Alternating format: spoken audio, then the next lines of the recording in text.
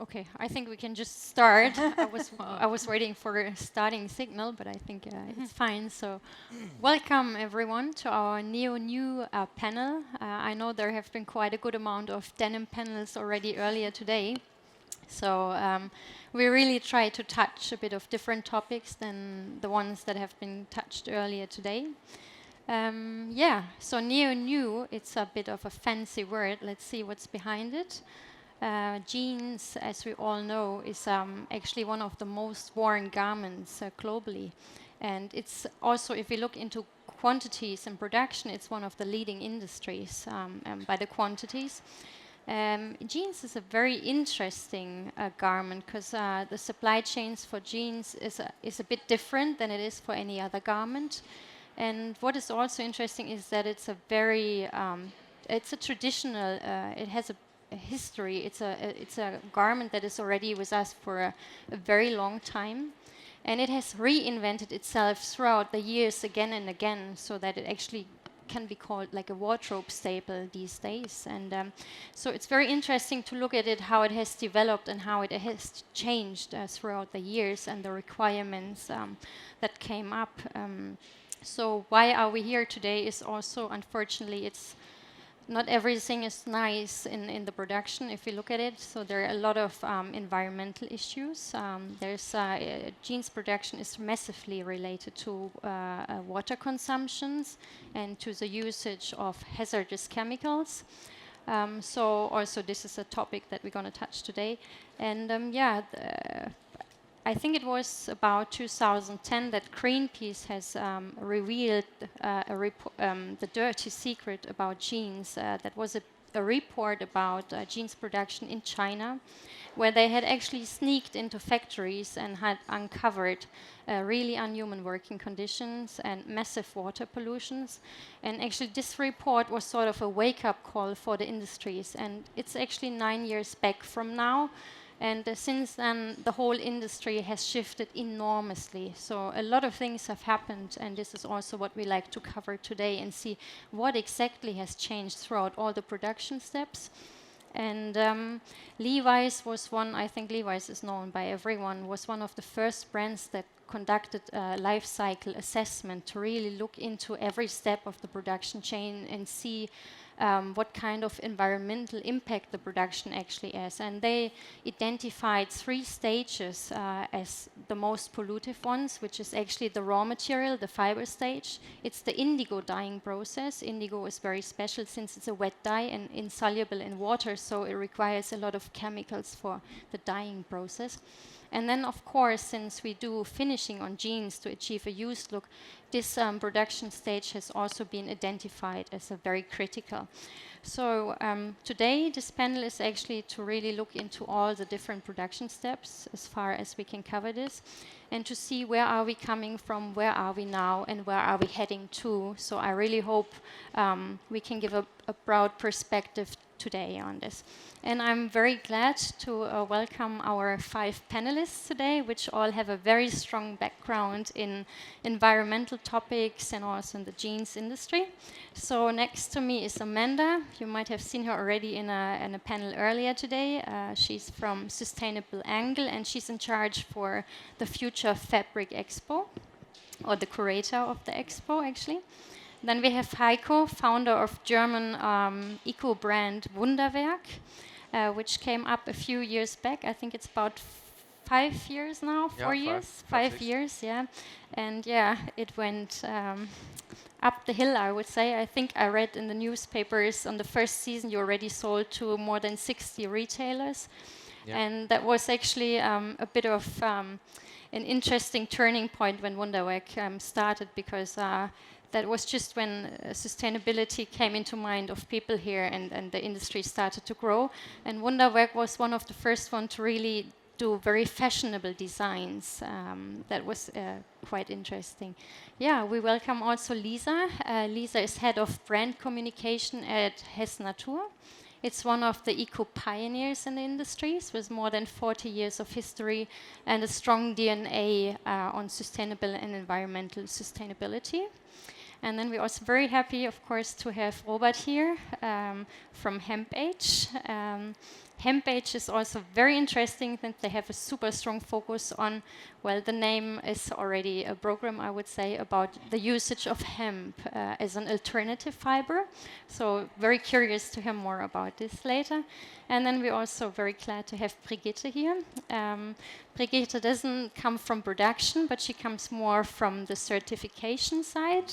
It's from the German Umweltbundesamt. In English, I think it's a German environment agency. And she's a senior expert for textile and leather, and can tell a bit more also about her experience of working in Pakistan, in India, and massive water pollution that she has seen in her time there. So I would like to open the stage and just would invite you to introduce yourself and what you do. Okay, so I'm Amanda, so I'm the curator of the Future Fabrics Expo, which is the biggest project that the Sustainable Angle carry out. We're a not-for-profit. We are dedicated to promoting and communicating more sustainable practices right the way throughout the fashion supply chain, starting from textiles right the way through to production. So the way that we promote this and communicate this is through our largest show, the Future Fabrics Expo, which will be at the end of January 2020. In the meantime, the rest of the year, we are involved in doing workshops for brands. We do consultancy for brands, helping them create more sustainable supply chains. But we hook designers through materials, because that's where new products are born, which we do with lots of very detailed, transparent information that fulfills our criteria. Mm-hmm. Thanks. Yep. My name is Heiko Wunder. I'm the founder of Wunderwerk. I used to work for some bigger retailers in the past. I started as in the men's confection, and later at Esprit and Tom Taylor, O'Neill in Netherlands. And then I started, I want to do something better, as I see in Far East especially a lot of circumstances were not so nice, especially in the denim fabric, and denim mills and laundries. And so I started Wunderwerk at about 2012. And we tried to do it as good as possible. So our slogan is more than organic, because it's not enough from my point of view to use organic cotton and then don't care for the wash, at denims especially, but also for yarns, for a lot of other stuff, and CSR is also very important. So we try to care as best as possible, but it's never, of course, we are breathing, so we make waste. It's clear, it's not 100% always, but yes, I think it's very important to make it as good as possible. Yeah, I'm Lisa from Hess Natur, and I'd like to represent the brand and consumer point of view today. And we have the leading question, if denim can be a real role model to fashion, and my opinion is a big yes, and I'd like to explain you why by telling the story of Hess Natur and how we are related to denim. We'd like to say that our fashion was organic already when organic wasn't in fashion yet, meaning that Hess Natur was founded in 1976 already, and since then innovation is strongly connected to the brand's DNA, because our founder Heinz Hess is known as a true visionary of the sustainability fashion segment. And here's the story. The reason why Hess Natur was founded is the birth of a baby, and it was Heinz and Dorothea Hess' baby. And back then, Heinz Hess was working in the chemical industry, so he had profound information about how chemicals do harm the body, even the skin, if you wear them on your body. So that's why the couple decided they don't want their baby's skin to be exposed to these chemicals. So they decided to source their own fibers, because they couldn't find it on the market, and that when the brand was born, and it led to a broader range until today, to a whole lifestyle collection actually. So it made us the market leader in the gas market, in the German-speaking market. And I think it's interesting because I think all the parents of you or all the others can relate. Until today, it's, getting your own baby is the #1 reason for people to start think about sustainable fashion.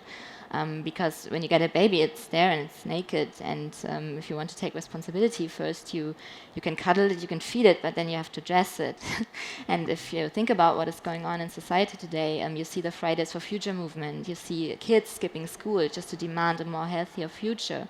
And then you realize at the latest that it's not only how you dress your kid, but it's how you dress yourself to make an impact. And so I think we all know that denim is in the dirty business. Fashion is the second most polluting business right after mineral oil on earth. So in this dirty business, denim is big impact. So I think if we can change that, then we can also make denim a role model for the industry.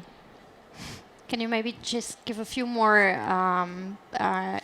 facts about denim that you produce at Hesse Natur, like what you do? Yes, I can tell a lot actually about so many. Just a brief. Yes, thing, yeah. Well, maybe there are several aspects you have to consider. First, I just mentioned the chemicals. There are, I think, about 2 kilograms for chemicals used to produce just one pair of jeans. So that's one fact. And also, our founder back in 1991 was a founding member of the first organic cotton cultivating project back in Egypt. So I think the fiber is another aspect. I think we'll talk about that later with the hemp or organic cotton, because until today, organic cotton or cotton is the main fiber for denim.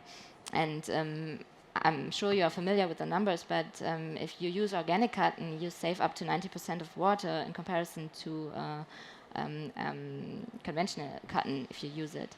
And also social working conditions are a big issue, so that's also what we used to work on since 4 decades now. And Hesse Natur joined Fairwear Foundation as a first German member in 2005, and the Textilbündnis, aka, what is it called? I wrote it down in English. Say it loud. Partnership for Sustainable Textile. Right. In English. We joined that as a first member as well in 2015 because we thought we'd like to take our knowledge and share it with the public. And that was the reason also when Marina and I met in 2017,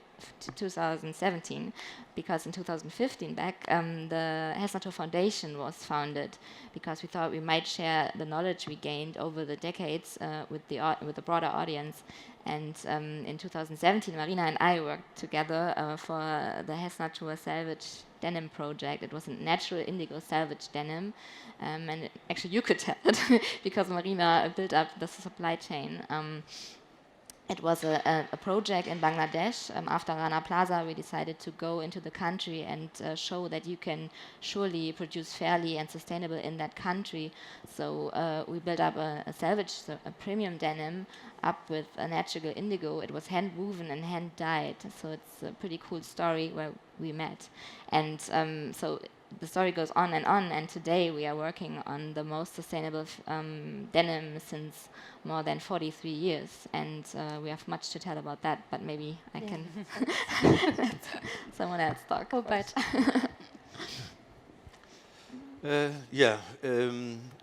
Hempage is specialized in the hemp fiber and many different blends and products made out of that.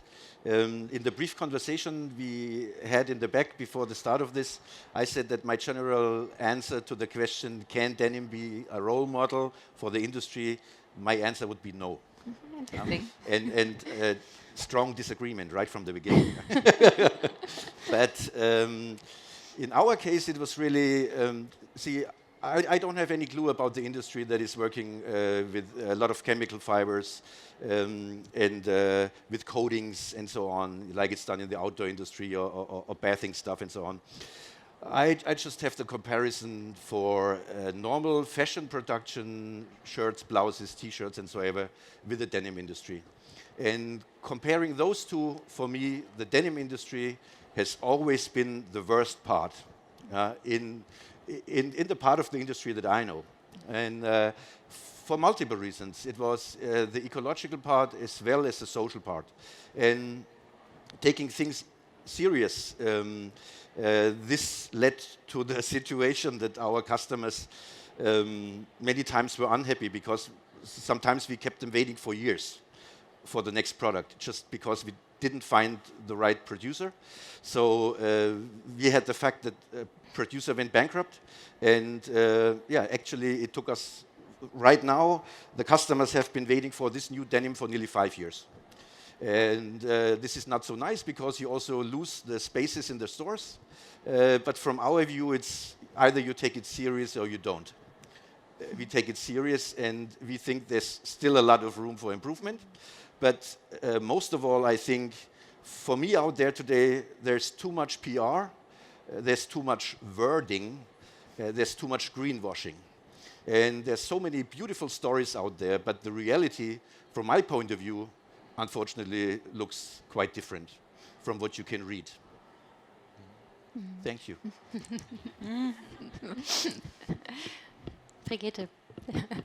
Yeah, I'm Brigitte. I'm the textile and leather expert working with the German Environmental Agency. So I bring a little bit the legal and governmental perspective into this round here. So our agency is developing proposals for legally environmental standards for many sectors, but also for the textile and within the denim industry. We work for the Ministry of Environment. We also do a lot for chemistry. We do the assessment of chemistry and do proposals for restriction of hazardous chemicals, which also then would go on to the textile industry. We work also on the European level. You might have heard about best available techniques. This is a concept where we talk about the best available techniques in the sector. They are discussed in stakeholder meetings with all parties involved, and after deciding on best available techniques on the European levels, they became legally binding for European installations. So now we have in Europe and also in Germany quite nice standards, but most of the products come from, as you know, Asia and other places of the world. And we thought about this and thought, oh no, it doesn't feel good. We have the good standards here, the good performing textile mills. We also wanted to work with the parts where the really production takes place. And so we started a cooperation with India. You mentioned this already. And I'm frequently visiting India now and textile mills and working with governmental organizations in India. And we want to, together with the Indian government, to develop a process or approach also to make best available techniques binding for India. We observed during our visits there, during my visits, that there are already a lot of standards in place, say legal standards, but also standards from brands and retailers. But the implementation and enforcement is really bad. Yeah? So you see a lot of, maybe I can go in detail more later. Yeah. And so what we want to achieve, that those best available techniques are legally binding also there, and that we have a permitting system and also enforcement really in place, so that the environment would, and the people living there would really benefit out of this project. It's very interesting. I have seen a lot of mills, and I didn't have to sneak in because I had to go there, and sometimes after going to such mills you think, oh, I didn't want to see this really. It's so hard. If you have outside temperatures, as we had here already 40 degrees, then inside the factory it's sometimes almost 60 degrees. There is no insulation. There, you might have seen those on pictures in the television also, that they go without any protective wear. They do, for instance, if we talk about jeans, fortunately, I never saw the sandblasting, so happily. But what we have seen, the finishing with sodium permanganate to do the bleaching. And this is very bad for the respiratory system, so it's dangerous chemicals. And they didn't use any protective mask. So they started to put it on as we entered the fabric, but even the mask they did have wouldn't protect against those chemicals, so it was for show. The same as with wastewater. We have seen a lot of wastewater treatment plants, which were really just showcases. Sometimes they even thought, so should we put it on? Should we start the wastewater treatment? I think we just start on the fiber stage, and then maybe we can come back to it on a later stage, if that's okay. Yeah, perfect. Yeah, as we all know, the production process starts on the fiber stage, and if we look at denim, it's traditionally made with cotton, and on some point, when elastics were developed, people started to actually blend the cotton with elastics. So these days we see a lot of jeans with a lot of elastic blended in, which is also very good because now we can achieve slim fits and performance in the denim. And usually, or before, it was a very stiff fabric which didn't perform this way and wasn't able to be produced in certain ways of styles. Looking at the fiber stage today, Amanda is the curator of the Future Fabric Expo, which is actually a fantastic platform that is showcasing the latest innovation in fibers. And I'm wondering, maybe you could introduce us how the fibers and materials have changed the market in general, and what do you think is a future-proof and new fiber that could be used in the denim industry? That's a really tricky one. Let's maybe just start by saying that, from our perspective, as an organization that is trying to promote diversity in our fiber basket, you have to remember our global fiber demand is the opposite of diverse. So over 2/3 of the global fiber basket based on oil-based synthetics, and around 25-26% cotton, which is a devastating fiber ecologically and also with the human issues associated with its development as well. Now, only 1% of that global fiber demand is currently, or thereabouts, organic production, which, as you point out, is far superior. And really, as an organization, it's the only cotton that we support is GOTS certified cotton, so Global Organic Textile Standard. The other 25-ish%, devastating to the environment to produce. So that's where we are right now. But in order to sort of think about the future, and hopefully, could it be a role model for fashion? I think there are examples that say that, yes, that can be true. A heartening one, just recently actually, Candiani just won the ITMA Fiber Innovation Award for their new development, which involves a Refibra and recycled fiber technology. So Refibra is basically a closed-loop process. It's joining pre-consumer cotton into the mix with Tencel. So thereby showcasing or providing a case study that we can think about returning materials back and creating materials of a raised value rather than just creating shoddy out of them. So we've got a lot of innovations like that. That's just one example, but we're seeing a lot of interest in recycling, circular design and circular economy, massive buzzwords. So any materials that are really exercising, thinking around that are becoming very popular. So we're seeing massive emergence. But I must say I love hemp. I love the best fibers. That's where my heart lies, actually. I don't understand why we're intensively farming this fiber, why it's the white gold when we have so many other ways of finding cellulose and using it. It's just they haven't been intensively farmed. So really, I would say the message for us, we're looking for more diversity as an organization to present to people who are sourcing. We want that to include bast fibers, obviously sustainably, well, they're already more sustainable inherently than producing cotton if it's not organic. And also the sort of the cellulosic materials that I've just talked about, such as Refibra, which is a lensing technology.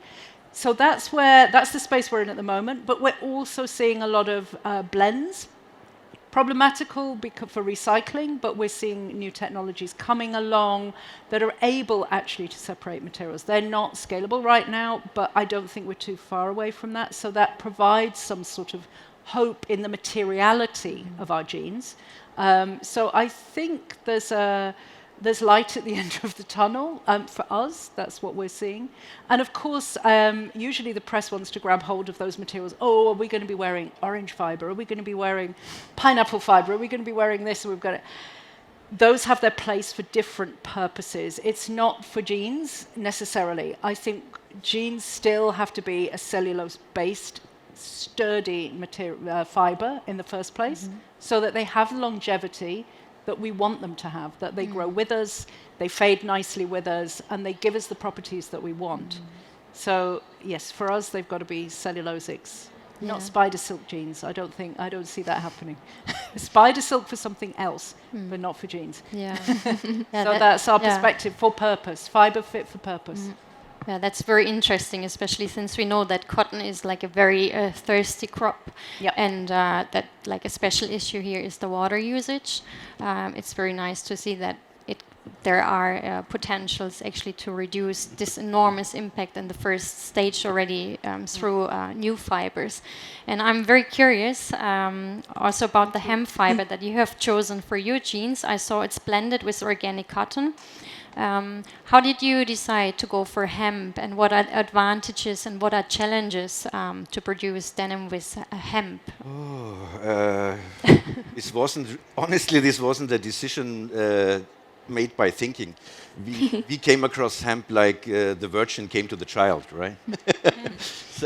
So it was more or less an accident. But me, myself, in my heart being more a technician than a businessman, hemp was fascinating to me from the beginning, because the technology I came across was 70 to 150 years old, with no improvement done because of the long prohibition we had seen for the hemp. You know, in the eastern countries where hemp never was forbidden, those countries in those times were also not very famous for improvements. I mean, the Russians, they were able to build good tanks and airplanes. The Chinese, they made some handicrafts, but there was no real forward new technology for the best fibers, which here, besides linen, were forbidden, while hemp was the key best fiber before the prohibition that we saw. So, yeah, like I said, it was more or less an accident that we came across it, but it was so interesting to me, because you don't have to be a rocket scientist to see the possibilities of improvement. And I'm doing nothing but hemp since 1996. We started in 1994. Since 1996, we do nothing else but hemp. And we are just still at the beginning. So the things we have done so far, the developments, are tiny compared to the possibilities that we see. And with every research that we do to solve a problem, we come across new possibilities. And the only thing that is hindering us from achieving those things in the shorter time frame is the industry is just not realizing the potential. So every time we come up with a new technology, with a new process, that we say, okay, this can solve a lot of problems, this can make things with a much better quality and lower costs, can somebody out there make a machine? And we have a lot of good machine builders here in Germany. But the question is always, okay, so I know there are so and so many million cotton spindles running in the world. How many hemp spindles are there running? So if I create this machine this year, how many of those machines can I definitely sell in the next year? And I have to say that for some basic industries behind the best fiber, like the wet spinning processes, when all those big machine companies were still located in Europe, there was no improvement really done through a time period of 70 years. There was no belief in the future. Everybody was thinking, even in that industry, that this industry is an old-timer. It will be out-fashioned soon because every other process is so much more effective, so much more cost-effective. Yeah, the productivity is so much higher. And in the beginning, when Chinese companies started to buy those machine companies here in Europe, so first it was some textile companies, and then it was even the machine builders.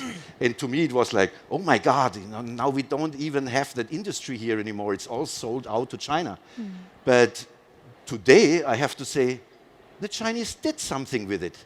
So after 60 years of no improvement, suddenly we do see improvement again in those fields. So for wet spinning process, which is considered to be nice, expensive, luxurious, but nothing to do with future. There have been so many developments done by China in the past years that I think a lot of people watching the situation today have to admit that even those old technologies might have a future if you just take the money, take the time, and develop them. Yeah. May I add something? Yeah. 2 points.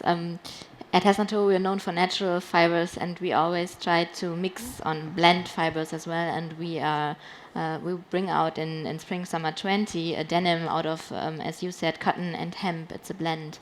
So and I think I remember, wasn't the first denim ever out of hemp? No, Was it? the first No. jeans, but it was a canvas. Yes. Yes, so it was made to be durable, right? Because it was a working pant. But the weight of the original Levi's jeans was around Was like- 4.5 okay. kilograms. So if our customers ask us a lot, the private customers, they say, oh, I wrote those things about hemp, and about the first jeans, and this jeans is built to last forever, no? And I said, yeah, if it would weigh 4.5 kilo, it would definitely last forever. But would you buy it if it would weigh 4.5 kilos? What does it weigh when it's wet? Oh my God. Well, that's dry. So I want to I'm cooperate with you because I've just touched the blend and I really liked it for denim because it's so not that soft. It's a real denim to me. Yeah, so I we really like do it. have 100% hemp jeans, and it's canvas, like the original. It just weighs a lot less. I have to check it out though. Therefore, also it will not last forever. But this is something we didn't stop for many years. This was always in the program. But for the denim, it is really difficult. And we have done denims trials with 100% hemp, but I think the quality is not what the customer expects from a denim. Why? Yeah. Why? Because of? Why? Yeah. There is the seam strength, for example. Seam strength with hemp is a real issue. This is why also on this, even because it's a blend, you see a double seam inside and outside. If we would make a regular seam like your outside seam, wouldn't last very long. Okay. And the more hemp you have in there, if you have 100%, the more problem you have with the seam strength. So you need workarounds, right? And also, I don't know the English word, I'm sorry, for another kind of strength. So how you can move a fabric this way is hard to handle when you work with 100% hemp. And this is why denim is really, really difficult to make from 100% hemp. You can do it, but I think it's not really what the customer wants. We are working on it, and I think in the future we might see 100% hemp yarns that might even have some elasticity. Right now the elasticity from hemp yarn is 0, compared to 2 to 4% when you have a cotton yarn. I think it is possible. The potential is there. We just need some good chemists who turn a little things around. We can also give curls to the hemp. That we do this today already to make spinning easier, which provides a little bit of elasticity. But at the stage where we are now, 55% hemp, you can have a real great denim, I think, that can make everybody happy, and it will last much longer than a regular cotton jeans, definitely. Not forever, but I think it's a really good deal. Yeah, it's very nice to hear this actually firsthand about your experiences. So I see working with a fiber that is not standard in the mainstream industry means actually you have some challenges, not only for technology and developments on the fiber state, but also, of course, of the product quality. I'm wondering, from my experience of working with denim, is whenever you change something in the fiber components, you have to change a lot also in the further production steps in terms of recipes for dyeing and also the finishing techniques. How, just a very brief, since we don't have so much time, but does using hemp, does that impact the indigo dyeing process or the dyeing process and the finishing? No, for dyeing processes, not at all. It is not like with man-made fibers, which are based on celluloses. It's a natural cellulose fiber. The dyeing process is exactly the same as with cotton. There's no difference. And finishing, can you achieve all sorts of used looks as well on it, or are you a bit more limited? We are limited, but not because of the hemp as a fiber, but because of our ecological standards that we want to have, but not through the hemp. Okay. Yeah, Heiko, I'm wondering, since we learned you only started with Wunderberg a few years back, starting in this industry where we have really big players who are having huge quantities they produce and finding production sites, you have decided to go for organic cotton for your jeans. How is it with availability when you start a brand to be more eco? How can you access organic cotton, and why did you choose organic cotton? Yeah, organic cotton is, and the use of the pesticides, etc., I think the better choice first. But like I said before, it's important to use also for the finish. It's the most important, and it's nice to have standards. We talked about standards before, but if you travel in these countries, I think you know also. There are signs. You have to wear mask, and you talked about sandblasting. Sandblasting, I saw it in an open. 5 people next to each other, and they blast. But I saw also a cabin. There are cabins where you have it closed. It's done by a robot. If you use it like that, sandblasting is the best what you can do in terms of energy. You can reuse. There's no water. This can be very, very good.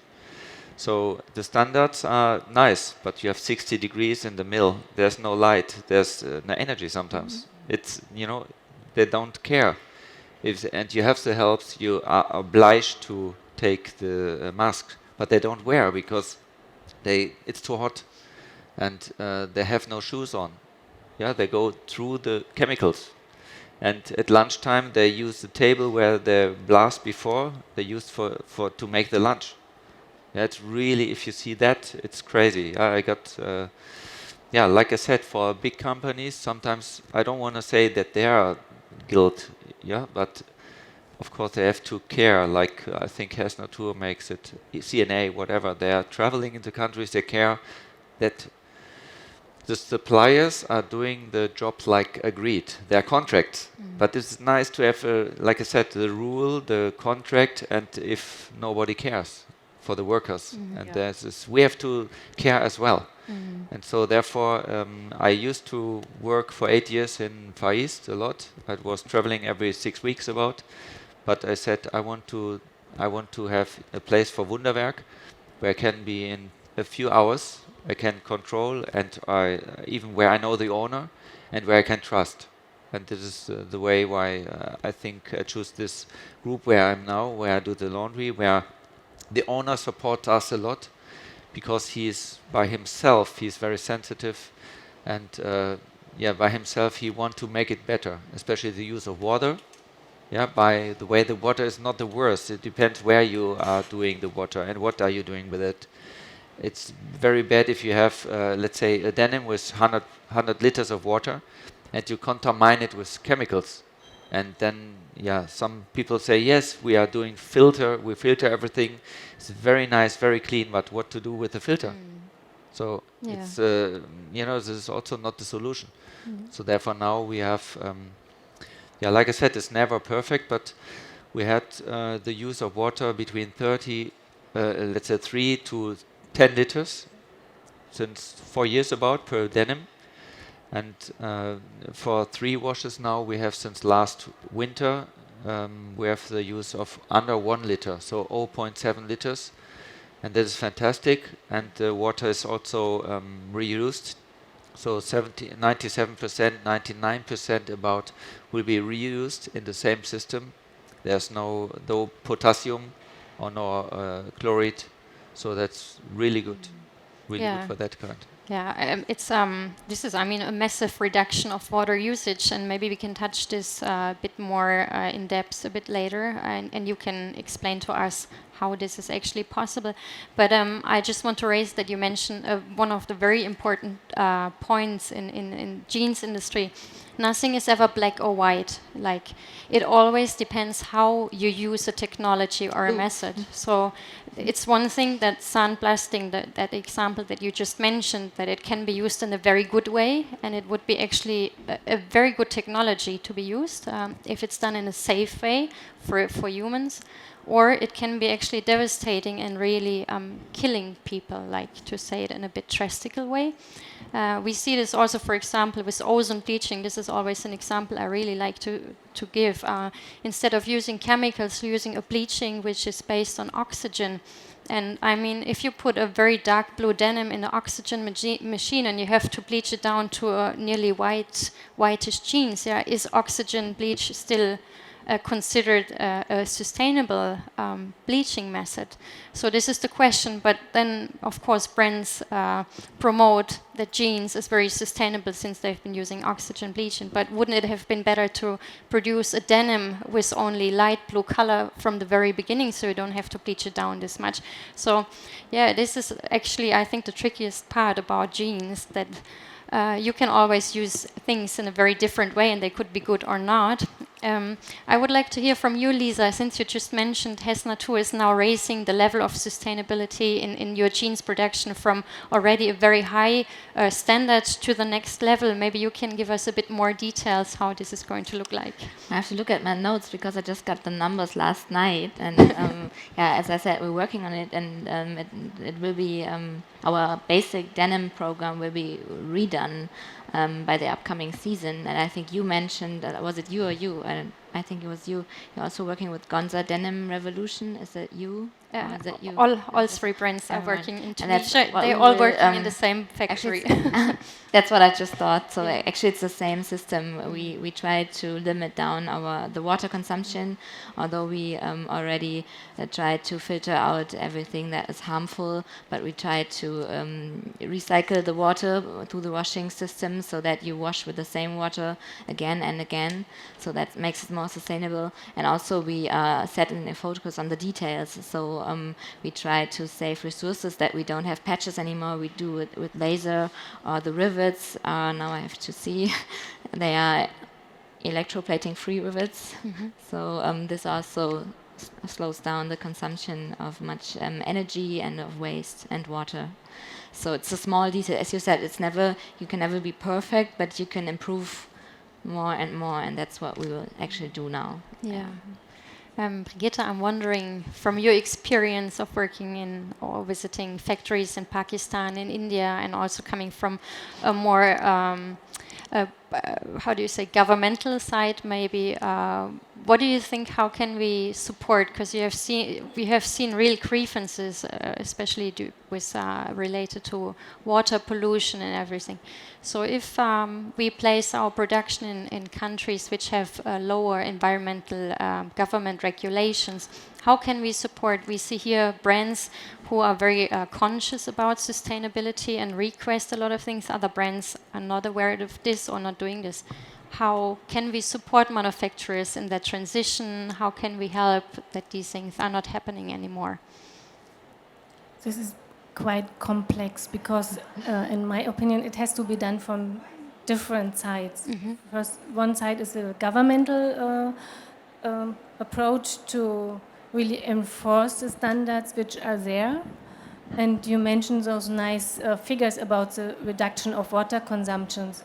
The approach we try to promote is also to make those examples more known to the other producers and give like says it's like a pilot plant and gives the information on the benefits of this processes to also to the mass production companies.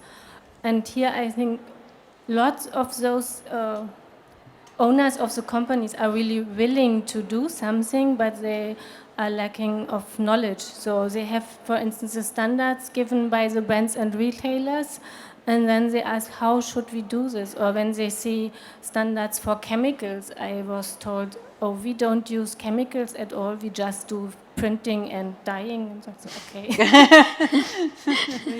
It is really important to to improve the knowledge in the factories, and this cannot only be done, of course, from the government there or from some consultants, but also the brands and retailers, I think, should really go to their suppliers, look what's on the ground, what is needed, how could we improve the situation there, and that's part of. It should be like a network that government is working together with the operators and talk about the problems, try to solve the problems together, and then the brands show also solutions. And in the end, much is about money, of course. If you want to have the same price for a product, and you have to really implement those like these. I would think it's completely new machinery, or you have to do a lot investments to close the water loops to get down your water consumption, and this costs money, and then the denim, the jeans might cost more at the end, and this is also what have to be aware from consumer side. So this is a third party here. That they should not only look for the cheapest price, but also, be aware what is behind the production, what is behind the jeans I want to buy, and then pay a fair price for it too. Especially water was actually recognized to be an essential element of the manufacturing stage for denim. And according to the United Nations, I have to check the numbers, currently nearly 20% of global wastewater is produced by the fashion industry, 10% of global carbon emissions, and 4% of the annual global waste. So these are quite high numbers. And since you've been mentioning working with a more eco laundry, how can we tackle these issues? How is a modern eco laundry these days looking like? Yeah, I think one part is like the reuse of. First, don't use the forbidden or really poison chemicals. So I think it's the best. Just don't use it. Yeah, it's nice. We have Ecotex, for example. That means if you buy the stuff, the bedding, whatever, pant, it's free, more or less free of chemicals. But how does it what's the production? You have no care. This is not. Shows nothing. So better is to don't use first the fabrics, the chemicals. Second, to reduce the resources to take care for everything, like water, especially what we do now, what I explained. So I think we use normally 10% of the normal conventional water of the production. So we had a lot of washes with 3 to 4 liters only, what we reduced now to 0.7. The highest now, the bleach ones are to 9 liters about. This is step one. But the chemicals are the most important. Second, for the finishes, you said about oxygen. We are using ozone wash, and ozone is nice. It's oxygen, but it's poison. Yeah, it's like CO, carbon monoxide is also poison. So peroxide, for example, water peroxide is also like water, but there's one oxygen more and it's poison. So we have to care how we handle it, and it's very easy to say, yes, we bleach with oxygen, nice, huh? But ozone is poison. So we have to make clear that the workers in the laundry have the machine, they have no contact to ozone. So the machine makes the ozone out of oxygen, and after the process, they have to return. So that I think you know the machines as well. So this is a very important sandblasting. Yeah, if you make a car in the car, what is this to spray the colors? We don't make it with it. There's nobody who makes it Daimler-Benz who will spray the cars. Yeah, it's a cabine. It's done by robots. No contact to the chemicals. So that is, I think, very important that we care. And from my point of view, I think it's very similar here or in Hess Natur. We have to control also because the standards are there. They can make a contract. That's nice, but you have to control it. Yeah. We're talking about a lot of water reduction, so I want to stress this fact a bit further and ask Amanda, do you think the prospect of completely water-free denim production could be reality one day? Completely water-free, I don't know, we don't have. But I've heard massive reductions in programs, and I love that idea, because you were talking about use examples, make examples more widely known so that, you're in the hope that other manufacturers will follow, because we've seen incredible savings in water from sort of large organizations. CNA very proudly announced their cradle-to-cradle, gold standard jean with, 70% water reduction. G-Star Raw also did an incredible job on their fully recyclable jean as well, but again using no rivets, so they're thinking about how it can be taken to pieces. They're not only reducing water right the way through the process, but I will emphasize that it goes right back to provenance. It's like what you guys were saying earlier, it goes right back to the farm. So you're saving massive amounts of water by only ever using organic to begin with. Because I think it takes around, is it something like 10,000 litres of water per jean or something like this? I think it varies depending on what you're doing to the jean. But a lot of that can be held just in growing it in the first place. I've heard also, I think it's Wrangler or one of those, foam dyeing. Actually using foam to sort of like force the dye stuff into the material. So therefore dispensing with this idea of rinsing continuously. So I think there's going to be, as we go along, there's going to be even more emphasis on these technologies, and they're going to be congratulated much more in the press. And I think it is really valuable to do what you said, which is use these examples as, this is the way forward. And so we should really be, because it's an economic imperative, let's face it, if you are wasting tons of water, you're polluting tons of water, that has an economic impact. So, yeah, it makes sense. Would be interesting to see along the whole supply chain if we match all these water reducing actually do the methods, where this is actually summing up to growing the actual plant. We have. Please. If I may add something, because a lot of those production really is carried out in regions with high water scarcity, and then they have to also implement, even if there is wastewater, this zero liquid discharge of wastewater, but also this has this obstacle, like then you need a lot of energy, which leads again to climate gas production, and it's, the more deeper you look in it, the more problems you might find, but at the end, we all have to look into it together and not say, okay, when we have this less water consumption, then we are fine, but really look what is happening on the ground and not, We have only a few more minutes, so we have to. Please. if I could add something to this, I think it's always good to make an example, but I think the real problem with the industry is that examples are being used to make this greenwashing, to make all this PR.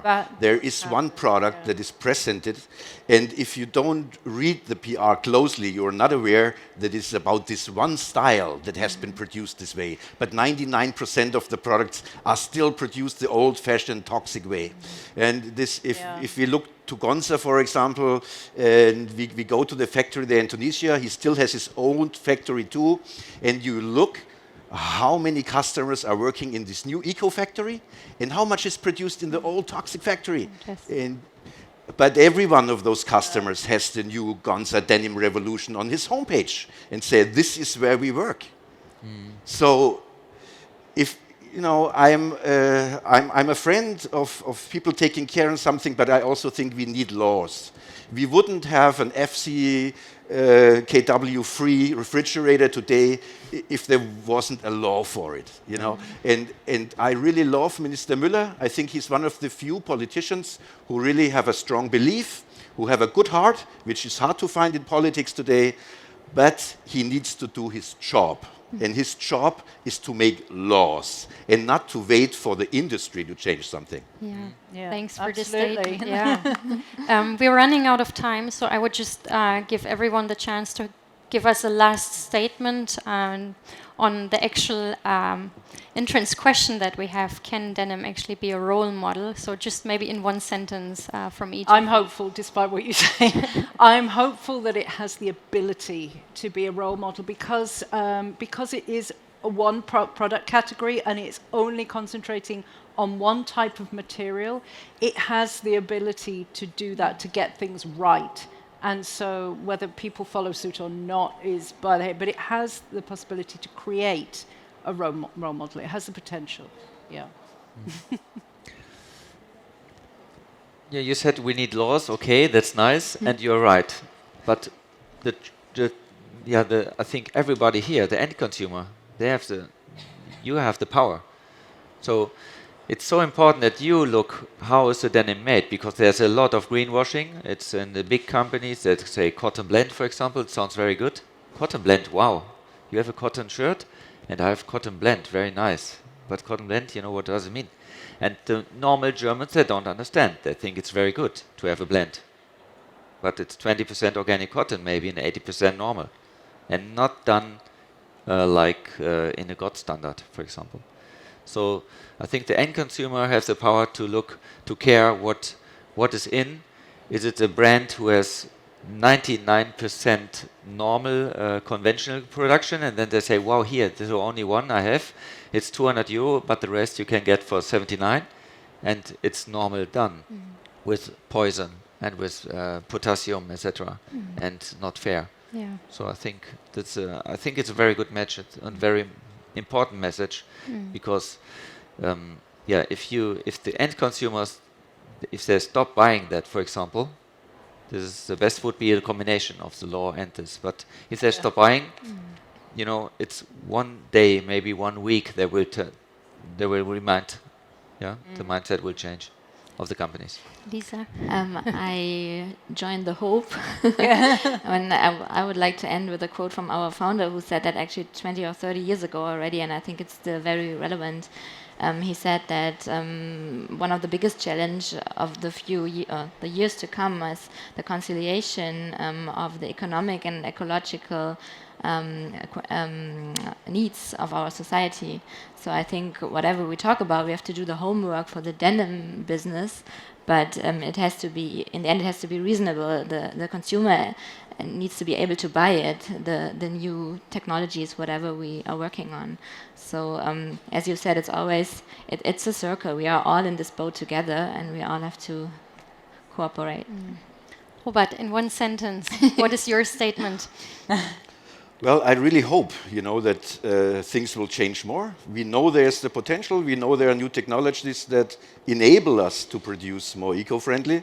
Just people have to use it. And regarding the consumer, I hope many of you are able to read between the lines, and understand that what you read there maybe is just a little trick. But not the reality. But you cannot expect from every consumer to know everything. You cannot go and visit the factories. This is why I say, vote for the right party. It's much better. Brigitte. Okay. So if the good examples would be the role model within the denim industry itself could be a role model for the rest of textile industry. But I have to end with a but. even if all the jeans would be produced in the sustainable manner, and there would start this fast fashion hype like in rest of textile industry, it would be by like a rebound effect. So also the consumers should be aware, and also the brands should not change their, the style every month or every half a year to start circling the consumption to, yeah. Yeah. Thank you, everyone. Thank you very much. And thank you, you. everyone, for coming today. We have to hand over for the next panel. Thank you.